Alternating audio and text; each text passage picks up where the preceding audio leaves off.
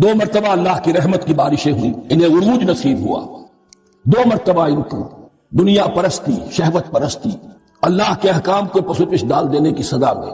عذاب کے کوڑے ان پر برسے۔ اس کا ذکر آئے گا سورہ بنی اسرائیل کے پہلے رکوع میں۔ اس وقت جبکہ قرآن نازل ہو رہا ہے، اس وقت وہ اپنے اس زوال کے دور میں تھے۔ حال یہ تھا کہ حضور صلی اللہ علیہ وسلم کی بعثت سے پہلے ہی سیکنڈ ٹیمپل بھی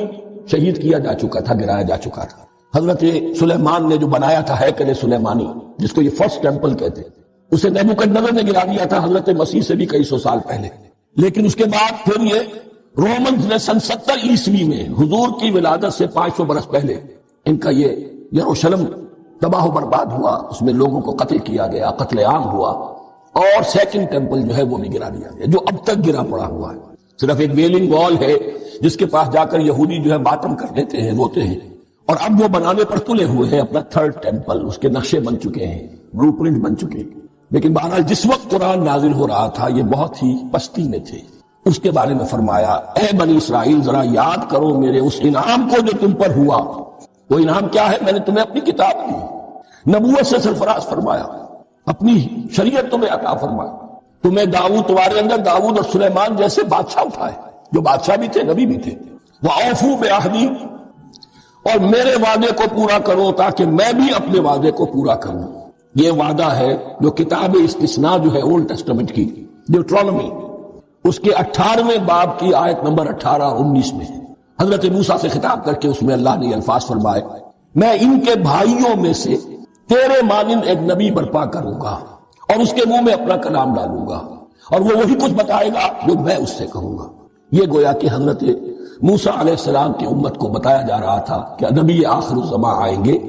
اور تمہیں انہیں قبول کرنا ہے۔ قرآن مجید میں اس کا بڑا تفصیلی ذکر سورہ اعراف میں آئے گا انشاءاللہ، لیکن یہاں فرمایا اوفوا بعہدی اوف بعہدکم، تم میرا عہد کرو، پورا کرو، میرے اس نبی کو تسلیم کرو، اس پر ایمان لاؤ، اس پر صدا پر لبیک کہو، تو میں تمہیں میرے انعام و اکرام اور بڑھتے چلے جائیں گے۔ وَإِيَّايَ فَارْهَبُونْ، اور صرف مجھ سے ڈرو۔ وَآمِنُوا بِمَا أَنزَلْتُ مُصَدِّقًا لِمَا مَعَكُمْ، اور ایمان لاؤ اس پر جو میں نے نازل کیا ہے، جو تمہارے پاس جو تورات ہے اس کی تصدیق کرتے ہوئے آیا ہے۔ اس کے 2 معنی ہیں، ایک تو قرآن تصدیق کرتا ہے تورات کی اور انجیل کی، فیہا ھدی ونور، فیہ ھدی ونور، اور دوسرے یہ کہ قرآن اور محمد صلی اللہ علیہ وسلم ان پیشین گوئیوں کے مصداق بن کر آئے ہیں جو تورات میں تھی، ورنہ وہ پیشین گوئیاں جھوٹی ثابت ہوتی۔ ان کے مصداق کون ہے؟ قرآن اور محمد صلی اللہ علیہ وسلم۔ یہ دونوں معنی اس کے ہیں۔ وَآمِنُوا بِمَا أَنزَلْتُ مُصَدِّقًا لِمَا مَعَكُمْ وَلَا تَكُونُوا أَوَّلَ كَافِرٍ بِهِ، اور دیکھو تم ہی سب سے پہلے ان کا کفر کرنے والے نہ بن جاؤ۔ تمہیں تو سب کچھ معلوم تھا، تم تو منتظر تھے، تم تو آخری نبی کے انتظار میں تھے اور ان کے حوالے سے دعائیں کیا کرتے تھے کہ اللہ اس نبی آخری زمان کے واسطے سے ہماری مدد فرما اور کافروں کے مقابلے میں ہمیں فتح عطا فرما۔ یہ آئے گا آگے چل کر اسی سورہ بقرہ کے اندر۔ لیکن اب تم ہی سب سے بڑھ کر کافر ہو گئے، تم ہی سب سے بڑھ کر دشمن ہو گئے۔ وَلَا تَكُونُوا أَوَّلَ كَافِرٍ بِهِ وَلَا تَشْتَرُوا بِآيَاتِي ثَمَنًا قَلِيلًا، اور دیکھو میری ان آیات کے عوض حقیر سی قیمت قبول نہ کرو۔ یہ آیات الہیہ ہیں، ان کو رد کر رہے ہو کس لیے؟ ہماری مسندیں، ہماری حیثیت، ہماری چودراہٹیں، کہیں ان پر کوئی آنچ نہ آ جائے۔ حقیر سی چیزیں، یہ صرف اس دنیا کا سامان ہے، اس کے سوا کچھ نہیں۔ وَلَا تَشْتَرُوا بِآيَاتِي ثَمَنًا قَلِيلًا وَإِيَّايَ فَاتَّقُونِ، اور صرف مجھ سے تقوی اختیار کرو، میرا تقوی اختیار۔ وَلَا تَلْبِسُوا الْحَقَّ بِالْبَاطِلِ وَتَكْتُمُوا الْحَقَّ وَأَنْتُمْ تَعْلَمُونَ، اور نہ گڈمڈ کرو حق کے ساتھ باطل کو، اور مت چھپاؤ حق کو، ذرا حالے کہ تم جانتے ہو۔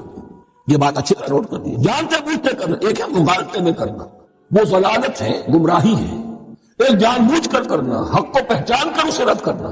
یہ پھر اللہ تعالیٰ کے غضب کو دعوت دینا ہے، wrath of اللہ، اس کے غضب کو دعوت دینا ہے کہ حق کو پہچان کر اس کی نفی کی۔ وَأَنْتُمْ تَعْلَمُونَ، علماء یہود قرآن مجید میں آگے چل کر آئے گا، ایسے پہچانتے تھے محمد کو اور قرآن کو جیسے اپنے بیٹوں کو، یعرفونہ کما یعرفون ابناہم، ایسے پہچانتے جیسے اپنے بیٹوں۔ وَأَقِیمُوا الصَّلَاةَ وَآتُوا الزَّکَاةَ، دیکھو نماز قائم کرو، زکوٰۃ ادا کرو، وَارْکَعُوا مَعَ الرَّاکِعِینَ، اور جھکنے والوں کے ساتھ جھکو۔ یہ اول تو رکوع کو انہوں نے اپنے ہاں سے خارج کر دیا تھا، ثانیاً باجماعت نماز ان کے ہاں ختم ہو گئی تھی۔ وَارْکَعُوا مَعَ الرَّاکِعِینَ، جماعت باجماعت نماز کی طرف اشارہ ہے۔ أَتَأْمُرُونَ النَّاسَ بِالْبِرِّ وَتَنْسَوْنَ أَنفُسَكُمْ، کیا تم لوگوں کو نیکی کا حکم دیتے ہو، تقویٰ کی، پارسائی کی تعلیم دیتے ہو، میں کہہ رہا ہوں نا کہ اصل میں مخاطب کون ہے؟ علماء یہود. اس آیت سے ثابت ہو گیا عالم ہمارا بھی جب بھی کھڑا ہوگا اونچے سے اونچا بات کہے گا، اعلیٰ سے اعلیٰ بات کہے گا. اکثر و بیشتر کا حال یہ ہے کہ ان کا اپنا کردار دیکھیے تو کوئی مناسبت ہی نہیں اس سے کہ جو بات کہہ رہا ہے، جو لوگوں کو دعوت دے رہا ہے اس پر خود عمل نہیں. تو یہی در حقیقت علماء یہود کا کردار بن چکا تھا. اتامرون الناس بالبر وتنسون انفسکم، کیا تم لوگوں کو نیکی کا حکم دیتے ہو اور خود اپنے آپ کو بھول جاتے ہو.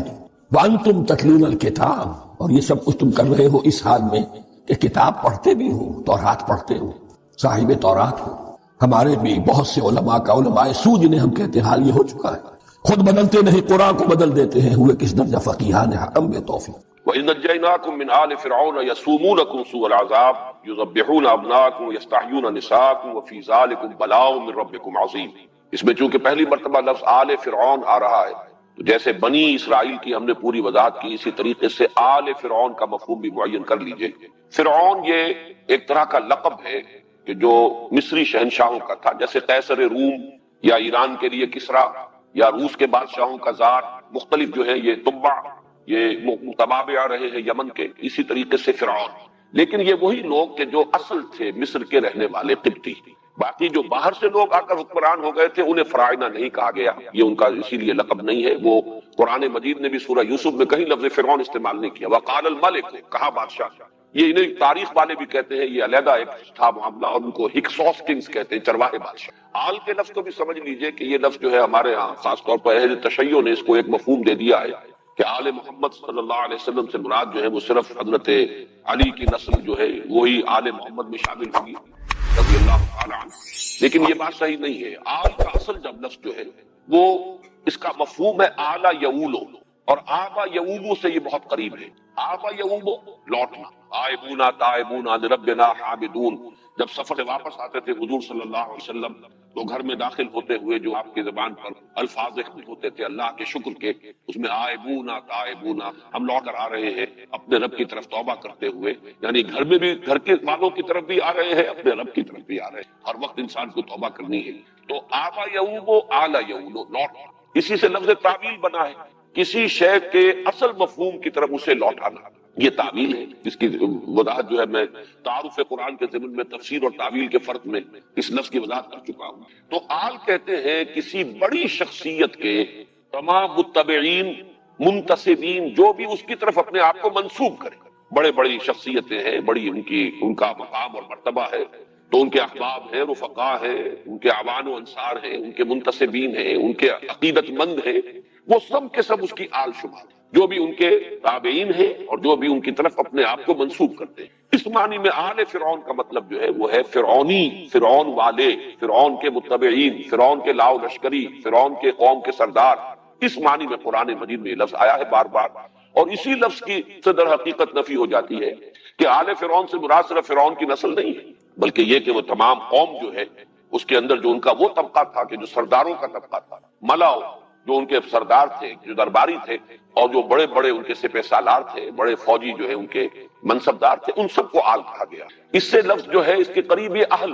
اہل کسی بھی شخص کے گھر والے جو ہے وہ اہل ہیں. یہ آل اور اہل ویسے تھوڑا سا فرق ہے. اور اسی میں اہل و عیال والا جو لفظ ہے، اعلیٰ یعیلو کا مطلب بھی ہوتا ہے عیال دار ہونا، اور اس کے اندر تنگ دستی کا مفہوم بھی ہے، اس لیے کہ جس کی زیادہ اولاد ہو جائے گی ظاہر بات ہے کہ اس کے اوپر معیشت کا بوجھ زیادہ پڑے گا، معاش کے لیے اسے زیادہ بھاگ دوڑ کرنی پڑے گی. تو اعلیٰ یعیلو جو ہے اس کا مفہوم یہ بھی ہے. تو یہ الفاظ جو ہے عربی زبان میں جو جن کے مادے قریب ہوتے ہیں مفہوم کے اعتبار سے بھی ان میں بڑا قرب ہوتا ہے، ان میں نسبت ہوتی ہے. تو آل فرعون سے مراد یہاں جو مصر کا اس وقت کا حکمران طبقہ، یہ میں جیسا کہ پہلے بھی عرض کر چکا ہوں کہ 200-250 یا 150-200 برس تو گزرے ہیں ان بنی اسرائیل کے مصر میں بڑے ٹھاٹھ کے ساتھ، آرام کے ساتھ، عیش کے ساتھ. پھر وہاں ایک انقلاب آیا ہے جس کو آج کی اصطلاح میں ہم کہہ سکتے ہیں نیشنلسٹ ریولوشن. پھر وہاں کی جو اپنے قوم کے لوگ تھے انہوں نے پھر ان کا تختہ الٹ دیا حکومت کا. ہکسوس کنگز کی بادشاہی ختم ہوئی، ان کو وہاں سے مار بھگایا گیا. اب ظاہر بات ہے جو ان کے مراعات یافتہ طبقات تھے جو سابقہ بادشاہوں کے، اب وہ معطوب ہو گئے، ان پر اعتاب، لہذا وہاں سے پھر ان پر تنگی شروع ہوئی، سختی کرنی شروع کی گئی، اور ان کے لیے جو ہے ہر طرح کی پرسیکیوشن. ان کو اپنے نوکر چاکر بنا لیا گیا، ان سے کھیتوں میں کام لیتے تھے، انہی سے یہ جو ہے تعمیرات کے اندر کام لیتے تھے، بیگار لیتے تھے. یہ سارا کام جو ہے اس کو آج کی اصطلاح میں ہم سمجھ سکتے ہیں کہ جیسے کہیں پر اس طرح کا کوئی اگر نیشنلسٹ ریولوشن آتا ہے تو پھر سابقہ جو بھی حاکم تھے یا جو اونچے طبقات تھے ان کے خلاف ایک انتقامی جذبات پیدا ہو جاتے. لہذا یہ دور تھا کہ جس میں جب انتہائی شدت پیدا ہوئی تو اللہ تعالیٰ نے پھر حضرت موسیٰ علیہ السلام کو مبعوث فرمایا تاکہ ان کی نجات کا ذریعہ بن جائے. وَإِذْ نَجَّيْنَاكُمْ مِنْ آلِ فِرْعَوْنَ يَسُومُونَكُمْ سُوءَ الْعَذَابِ، جبکہ ہم نے تمہیں نجات دی فرعونیوں سے، قوم فرعون سے، فرعون کے سرداروں سے. ساما یسومو کہتے ہیں کسی کو پریشرائز کرنا، دبانا، جس کے لیے قرآن مجید میں دوسری جگہ پر مستضعفین کا لفظ آیا جنہیں دبا لیا جائے. تو ساما یسومو کسی پر دباؤ ڈالنا. یسومونکم سوء العذاب، تمہیں بدترین عذاب میں مبتلا کر رہے تھے، شدید ترین پرسیکیوشن کا تمہیں نشانہ اور شکار بنایا جا رہا تھا. یسبحون ابناکم ویستحیون نساءکم، تمہارے بیٹوں کو وہ ذبح کر ڈالتے تھے اور تمہاری عورتوں کو زندہ رکھتے تھے. وفی ذالکم بلاء من ربکم عظیم، اور اس میں یقیناً تمہارے رب کی طرف سے بہت بڑی آزمائش، بڑا ابتلا، تمہارے لیے بڑے شدید حالات تھے کہ جن میں تمہیں اللہ تعالیٰ نے اس وقت ڈال دیا. اس میں یہ جو ہے بیٹوں کا قتل کرنا، اس میں خاص طور پر لفظ جو ہے نوٹ کیجئے، یذبحون،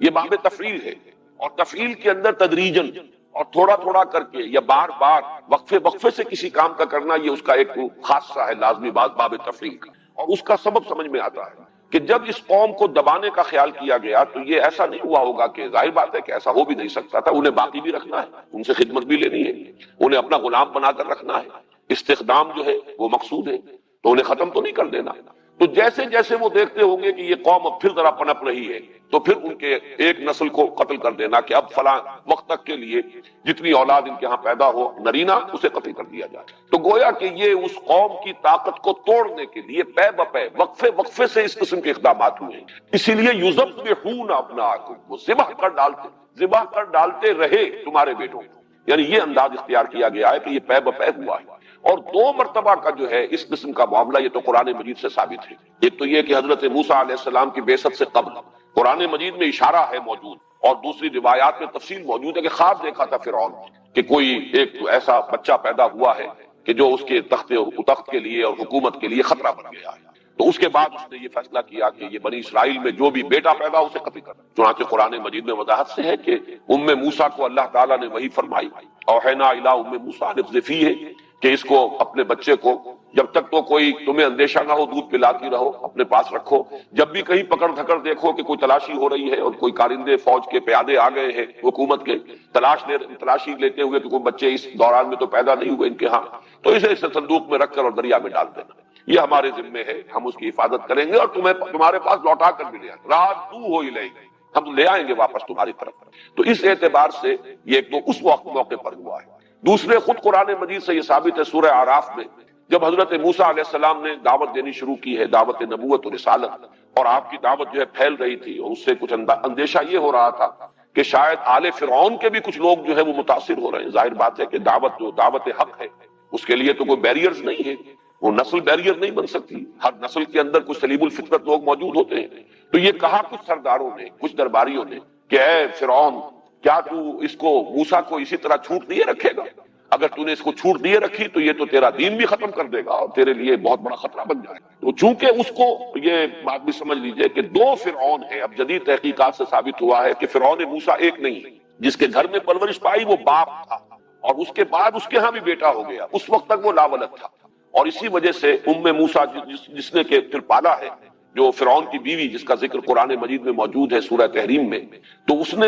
بڑی اسی اپیل کے تحت کہ اس بچے کو قتل نہ کرو، اندازہ اسے ہو گیا تھا فرعون کہ یہ بچہ جو ہے یہ اسرائیلی ہے، اور یہ اس طریقے سے اگر بچے گا تو ہو سکتا ہے کہ وہی یہ بچہ بن جائے کہ جس کے بارے میں نے خواب دیکھا، جس اندیشے سے سینکڑوں کو قتل کیا ہے. لیکن معلوم ہوتا ہے کہ محبت بہت تھی حضرت آسیہ سے اسے، اور ظاہر بات ہے کہ یہ یعنی بیوی کی محبت جو ہے وہ بہت سے مطالبات منوا لیتی ہے شوہر سے، تو مت قتل کرو اسے، قرۃ عین لی ولک، یہ میری اور تیری آنکھوں کی ٹھنڈک بنے گا، تو اس کے لیے اس کو ابھی چھوڑ دو. تو اس لیے اللہ تعالیٰ نے بچا لیا حضرت موسیٰ کو. تو پرورش پائی ہے اس کے ہاں. پھر اس کے ہاں خود ایک بیٹا ہوا ہے، اور وہ پھر بہت بوڑھا ہو گیا تھا وہ فرعون، تو اس نے پھر تخت و تاج سے علیحدگی اختیار کر کے اپنے بیٹے کو حکومت سے ملوا دی تھی. حضرت موسیٰ جب واپس آئے ہیں مدین سے، اور راستے میں پھر نبوت سے سرفراز ہوئے ہیں اور حکم ملا ہے کہ جاؤ اذهب الى فرعون انه طغى، تو یہ دوسرا فرعون ہے بیٹا. اور یہ فرعون جو ہے یہ پلا ہے حضرت موسیٰ کے ساتھ، اور اسے انتہائی محبت تھی، جیسے کہ بڑے بھائی سے چھوٹے بھائی کو محبت ہوتی ہے، حضرت موسیٰ سے بڑی طبی محبت تھی۔ لہذا جب کہا گیا درباریوں کی طرف سے کہ اسے مت چھوڑے رکھو، موسیٰ کو موقع نہ دو، یہ تو تمہارے دین کو بدل دے گا، فساد کھڑا کر دے گا زمین میں، تو اس نے کہا نہیں گھبراؤ نہیں، یہ کیا ہے بنی اسرائیل سے ہمیں اندیشے کی کیا بات ہے، ہم ان پر پوری طریقے سے قابو یافتہ ہیں، چلو شروع کر دو، پھر دوبارہ قتل عام، قتل کر دو ان کے ہر بیٹے کو جو ان کے ہاں پیدا ہو، طاقت ہی نہیں ہوگی تو ہمارا کیا بگاڑ لیں گے۔ تو معلوم یہ ہوا کہ یہ دو جو ہے ادوار تقتیل کے، قتل کرنے کے، اس لیے کہ یہ لفظ جب آیا ہے سورہ اعراف میں بھی تو یذبحون ہی کی طرح وہاں بھی باب تفعیل کا صیغہ آیا ہے، یقتلون ابناءکم، باب تفعیل یہاں بھی تسبیح، یذبحون ابناءکم، وہاں بھی یقتلون ابناءکم۔ تو محسوس ایسا ہوتا ہے کہ یہ دو تو میں نے ہی آپ کے سامنے خود قرآن مجید کے حوالے سے ادوار گنا دیے ہیں کہ جس میں یہ حکم جو ہے عام کر دیا گیا کہ اسرائیلیوں کے ہاں جو بیٹا بھی پیدا ہو کسی بھی اسرائیلی عورت کے ہاں اسے قتل کر دیا، لڑکیوں کو زندہ رکھ لیا جائے، اس لیے کہ وہ تو ہمارے حرم میں بھی داخل کی جا سکیں گی، ہمارے ہاں نوکرانیوں کا کام بھی کریں گی، خدمت بھی کریں گی، اور ظاہر بات ہے کہ ان سے اندیشہ نہیں کہ وہ ہمارے لیے کبھی کوئی تھریٹ بن سکے، کوئی خطرہ بن سکے۔ تو یذبحون ابناءکم ویستحیون نساءکم، یہاں ایک بڑا عمدہ نکتہ بیان کیا ہے مولانا اصلاحی صاحب نے کہ نساءکم کیوں کہا ہے، بناتکم کیوں نہیں کہا؟ اس لیے کہ اگر تو قتل کرتے بھی تو ظاہر بات ہے جیسے کہ لڑکوں کو قتل کرتے تھے جو نوزائیدہ ہوتے تھے تو قتل کرتے، تو عورتوں کو قتل کرتے، بچیوں کو قتل کرتے، لیکن بچی کا معاملہ جو نوزائیدہ ہو وہ اس طرح کا نہیں ہوتا جیسا کہ لفظ نساء میں ہے، اس میں ان کی غیرت کی طرف در حقیقت جو ہے اشارہ کیا جا رہا ہے، اس لیے کہ وہی بچیاں جنہیں وہ زندہ رکھتے تھے پھر وہی عورتیں بنتی تھی، پھر وہی ان کے حرم میں بھی داخل ہوتی تھی، انہی کے ہاں پھر جو ہے وہ کام کاج بھی کرتی تھی، تو گویا کہ اس طرح سے انتہائی بے غیرتی کا معاملہ تمہارے لیے ہو گیا تھا کہ تمہاری عورتیں جو ہے وہ اس طریقے سے اس حاکم قوم کے گھروں کے اندر چاہے تو وہ کام کاج کے لیے اور خدمت کے لیے اور چاہے ان کے حرم میں داخل کر لی جاتی ہوں گی جیسے کہ ہوتا ہے ظلم۔ تو یہ گویا کہ اس کی طرف اشارہ کیا گیا جو لفظ بنات سے بات پورے طور سے نکھر کر اور اجاگر ہو کر نہ آتی۔ یذبحون ابناءکم ویستحیون نساءکم، وہ ذبح کر ڈالتے تھے تمہارے بیٹوں کو اور زندہ رکھتے تھے تمہاری عورتوں کو، وفی ذالکم بلاء من ربکم عظیم، اور اس میں یقیناً تمہارے رب کی طرف سے بڑی ابتلا اور آزمائش، تمہارے صبر کا بہت بڑا امتحان، تمہارے تحمل کے لیے بہت بڑی آزمائش تھی۔ چونکہ میں نے یہاں عرض کیا ہے کہ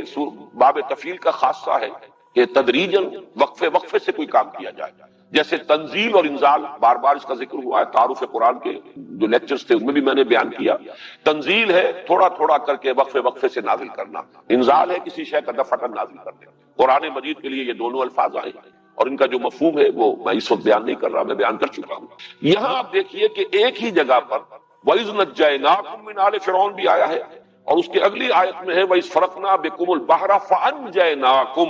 وَأَغْرَقْنَا آلَ فِرْعَوْنَ وَأَنْتُمْ تَنظُرُونَ۔ تو گویا کہ باب تفعیل بھی نجیناکم من آل فرعون اور انجیناکم، اور یہ ہے باب افعال، ہم نے نجات دی تمہیں۔ یہ دو الفاظ اور باب تفعیل اور افعال کے دو صیغے کیوں استعمال ہوئے، اس پر بڑی عمدہ گفتگو کی ہے مولانا عبد الماجد دریابادی نے، اور ایک حوالہ دیا ہے Hastings dictionary of the Bible, جو تحقیقیں ہوئی ہے اہل تورات نے بڑی تحقیقیں کی ہیں، ان کے تاریخی جو ہے حوالے بھی دیے ہیں۔ تو اس کا کہنا یہ ہے، جو بھی آتھر ہے ہیسٹنگ جس نے کہ وہ کتاب لکھی ہے، کہ محسوس ایسا ہوتا ہے کہ مصر سے ان کے قافلے مختلف اوقات میں نکلتے رہے، حضرت موسیٰ علیہ السلام کے زمانے میں تھوڑا تھوڑا کر کے قافلے جو ہے ان کے آتے رہے،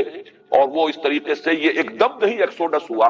بلکہ وقفے سے ہو۔ تو یہ بات واقعتاً اگر ثابت ہو جائے تو پھر اس سے کہ قرآن مجید نے جو لفظ استعمال کیا ہے وَإِذْ نَجَّيْنَاكُمْ، اس لیے جو ہے بہت ہی اجاگر ہو کر لفظ آتا ہے، فرق نمایاں ہو جاتا ہے، اس لیے کہ آخری پھر سب سے بڑا لشکر جو تھا بنی اسرائیل کا وہ تھا جو حضرت موسیٰ کے ساتھ نکلا ہے، اور اس کے لیے انجیناکم کا لفظ آیا، وہ تو دفعتاً ہوا ہے، ایک ہی وقت میں پوری قوم بقیہ جو ہے اس کو لے کر حضرت موسیٰ نکلے ہیں۔ تو میں جب یہ پڑھ رہا تھا تو میرا ذہن منتقل ہوا کہ بعین ہی یہی معاملہ تھا خود حضور صلی اللہ علیہ وسلم کا۔ آپ کو جب ہجرت کی اجازت ملی ہے تو پہلے جو ہے اجازت عام تھی، چنانچہ آپ نے مسلمانوں کو اجازت دے دی کہ یثرب کی طرف ہجرت کر جاؤ، قافلے جاتے رہے، ایک ایک قافلہ جا رہا ہے، پھر کچھ لوگ جا رہے ہیں، پھر کچھ لوگ چلے گئے، خود آپ آخری وقت تک ایکسپریس اپروول جس کو کہا جائے، یعنی اجازت جو ہے صراحت کے ساتھ اس کے منتظر رہے۔ تو معلوم ایسا ہوتا ہے کہ شاید وہاں سے بھی ایسا ہی ہوا ہو کہ ایکسوڈس جو ہے وہ پہلے کچھ مختصر قافلے وہاں سے جیسے جیسے موقع انہیں ملا ہے وہ نکلتے رہے ہوں، اور پھر آخری قافلہ جو ہے وہ حضرت موسیٰ علیہ السلام کے ساتھ نکلا۔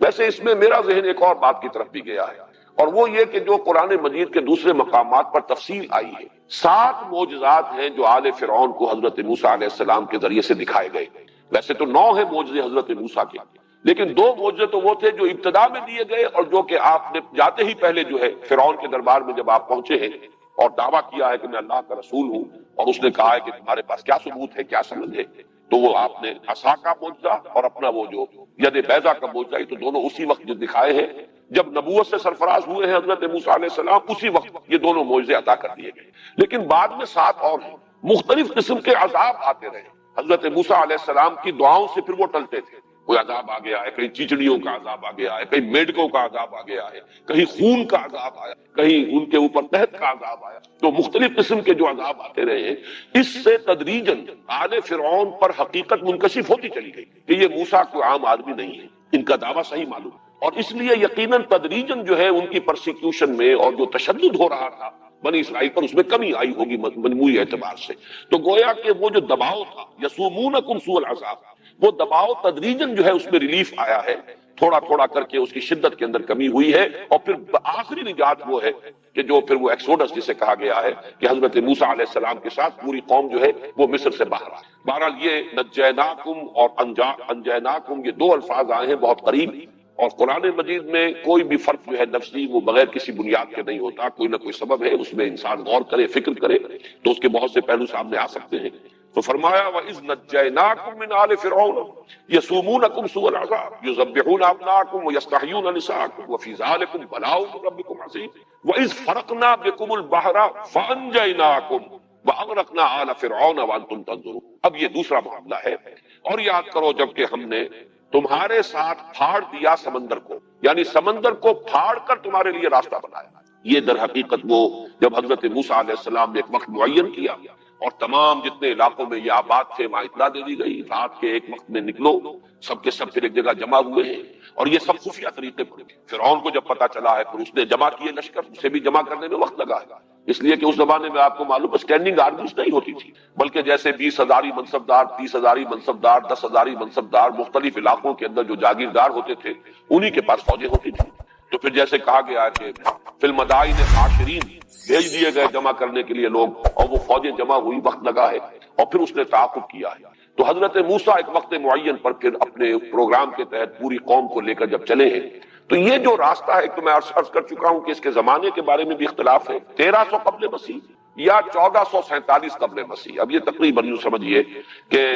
حضرت مسیح علیہ السلام سے 1450 برس قبل یا 1300 برس قبل، بس یہ تقریباً اس کا ہے، ایگزیکٹ ڈیٹس کا تعین کوئی آسان کام نہیں۔ پھر جہاں تک راستے کا تعلق ہے اس میں بھی اختلاف ہے اور مختلف اس کی جو ہے، لیکن یہ کہ اگر ان کو جمع کیا جائے تو کچھ ایک جو بات سمجھ میں آ سکتی ہے بنیادی طور پر وہ یہ ہے کہ ایک راستہ تو ہو سکتا تھا مصر سے اور فلسطین کی طرف آنے کے لیے کہ جو بہت آسان راستہ تھا، وہ تو یہ جو غزہ اسٹرپ ہے، آج کل تو یہ تمام چیزیں ہر شخص کے علم میں ہے، وہ نقشہ بارہا جو ہے اخبارات میں چھپتا رہتا ہے، غزہ اسٹرپ جو ہے غزہ کی پٹی ہے، یہ تو جو کہ میڈیٹرینین کے ساحل کے ساتھ ساتھ علاقہ ہے، بڑا سرسبز و شاداب بھی ہے، آباد بھی ہے، تو یہ آسان ترین راستہ تو یہ ہے، لیکن یہ ہے کہ اس راستے پر چھاؤنیاں تھیں، اس راستے سے بچ کر نکلنا ممکن نہیں تھا۔ تو حضرت موسیٰ علیہ السلام نے، بعض لوگ تو کہتے ہیں کہ وہ راستہ بھول گئے، لیکن میں یہ سمجھتا ہوں کہ راستہ بھولنے والی بات نہیں ہے، بلکہ جیسے حضور صلی اللہ علیہ وسلم نے ہجرت کے وقت مدینے کی شاہراہ اختیار نہیں کی، بلکہ جب آپ طائف بھی گئے تو عام راستے سے نہیں گئے تھے، وہ راستہ جو آج کل بنا ہوا ہے جسے طریق السیل کہتے ہیں، یہی راستہ اس وقت کا آسان راستہ تھا۔ ایسا تدریجن ہے وہ راستہ کہ پتہ ہی نہیں چلتا کہ آپ پہاڑ پر چڑھ گئے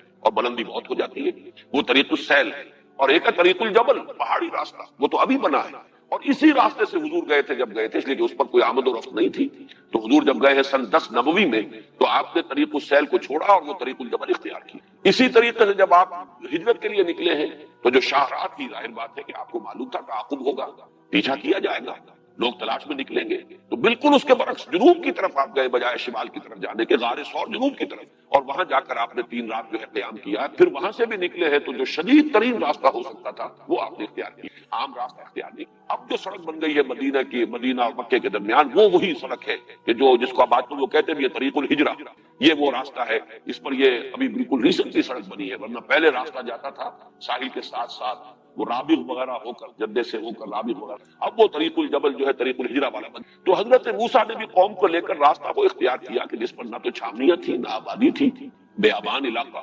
تاکہ اس میں یہ کہ تعاقب کا اور مٹ بھیڑ کا اندیشہ کم ہو۔ پھر اس میں یہ ہے کہ یقیناً کسی ایسے موقع پر ہوا ہے کہ وہ جہاں جانا چاہتے تھے اس کی بجائے جب وہ فرعون کا لشکر جو نظر آیا ہے کہ بادل اٹھ رہے ہیں گرد کے اور معلوم ہوتا ہے کہ پورا لشکر آ رہا ہے، تو سامنے اب راستہ کوئی نظر نہیں آیا اور وہ سمندر کے کنارے پہنچ گئے۔ اس میں بھی اختلاف ہے کہ وہ کون سی جگہ ہے جہاں سے کہ حضرت موسیٰ علیہ السلام نے جو سمندر جس کو کہا جا رہا ہے ہم نے سمندر کو پھاڑ دیا، اور باہر کا لفظ جو ہے عربی زبان میں یہ دریا کے لیے بھی آتا ہے، سمندر کے لیے بھی آتا ہے، یہ مشترک ہے۔ تو بعض ہمارے سابق جو دور کے مفسرین ہیں جو زیادہ جغرافیہ وغیرہ سے بھی اتنی زیادہ واقفیت نہیں رکھتے تھے، پھر یہ کہ ابھی یہ تاریخی حقائق کے جشن کا علاقہ کون سا تھا جس میں کہ یہ بنی اسرائیل آباد تھے،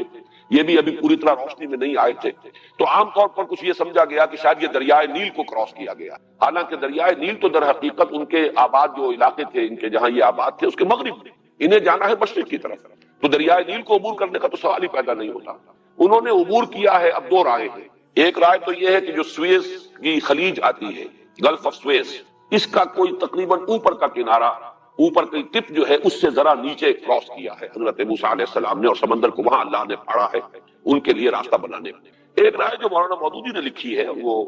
اس دور میں چونکہ تحقیقات میں تدریجاً اور اس کا دائرہ بڑھ رہا ہے، تو وہ بات زیادہ قریب قیاس ثابت ہوتی ہے کہ یہاں جہاں اب نہر سویز بنائی گئی ہے، یہ نہر سویز جو ہے یہ خلیج سویز جو نیچے سے بحر احمر کی جو کھاڑی آ رہی ہے وہ، اور ادھر سے وہ پورٹ سعید، اس پورٹ سعید کے اور خلیج سویز کے مابین کئی جھیلیں تھیں، انہیں بحیرات المرہ کہتے ہیں، بٹر لیکس۔ کسی زمانے میں غالباً یہ میڈیٹرینین سی اور ریڈ سی یہ دونوں ملے ہوئے تھے، لیکن بعد میں کچھ ایسا ہوا ہے کہ سمندر نے ریسیڈ کیا، پیچھے ہٹ گیا، تو یہ خشکی درمیان میں سے نکل آئی، لیکن جہاں ڈپریشنز تھے، جہاں نشیبی علاقہ تھا، وہاں جھیلیں بن گئی، اور یہ جھیلیں ہیں بھی بٹر لیکس اسی لیے کہلاتی ہیں، یہ سمندری پانی کی جھیلیں ہیں، اسی لیے وہ نمکین پانی ہے۔ عام اگر وہ ہوتی جیسی کہ دنیا میں جھیلوں کا تصور ہے تو وہ تو سویٹ واٹر ہوتا ہے، میٹھا پانی ہوتا ہے، جھیل کا پانی جو ہے وہ سمندر کے پانی کے طریقے سے نمکین تو نہیں ہوتا، لیکن یہ ہے ہی بٹر لیکس، اس لیے کہ یہ سابقہ سمندر کی جگہ ہے جہاں سے درمیان میں سے خشکی نمودار ہو گئی ہے، تو وہ ایک چین تھی بٹر لیکس کی، 1 2 3 درمیان میں خشکیاں تھیں، اس خشکی کو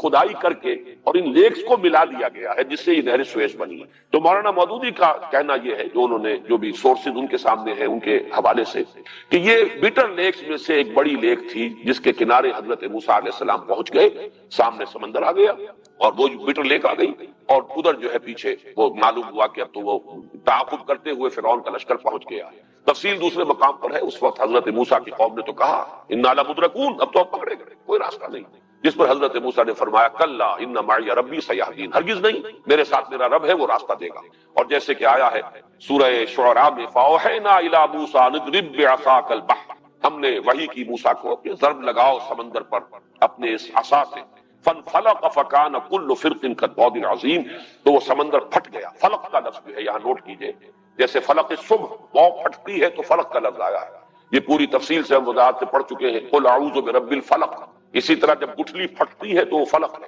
فالق الحب والنوا،